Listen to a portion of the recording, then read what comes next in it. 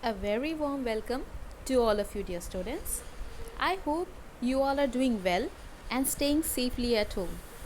I'm your geography teacher, Thelma Elliott. I'm really happy to begin our first chapter of this session in such a unique way.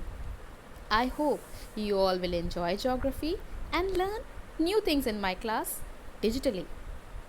So now I'm going to begin with the first chapter, that is map reading. I know you all are unable to purchase the books right now, but don't worry, I'm here to help you out. We will very easily understand all the topics, just pay attention as I'm teaching.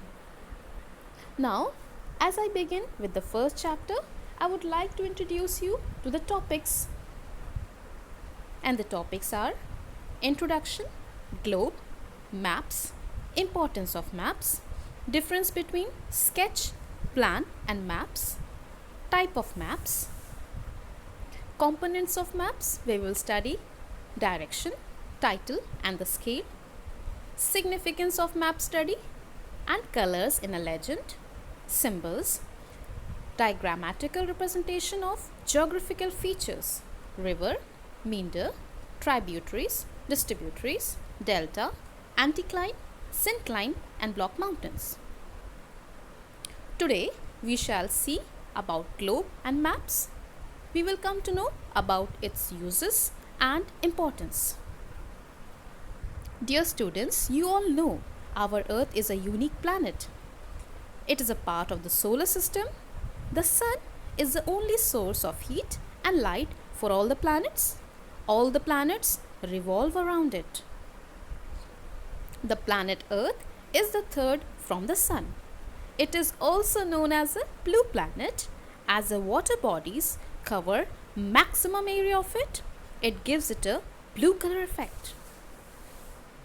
The Earth provides us all the necessary conditions for life to sustain.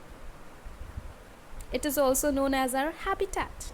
Our beautiful Earth is the place where we all live. Your parents, relatives, friends, birds, animals and trees all reside here. The Earth gives shelter to all. The Earth is so large that we can't see the Earth or its features at the same time. So, what if we have something to represent the Earth? Let me think. Is there any way to represent it? Yes, there are two ways. The first one is we can represent it by globe. Dear students, you can see the picture of a globe. It is placed on a stand in which very easily you can spin it around and find out so many things. A globe is a small, spherical, 3D representation of the Earth. The most accurate printed world map on a sphere is a globe. It looks exactly like the planet Earth. A globe is shaped as a sphere. So, what all can we see on a globe? It represents the relative shapes and sizes of the continents, countries and oceans. This is a picture of the oldest globe made by man. It is such a beautiful artifact. So, the next way of representing the Earth, the first one which you studied was globe.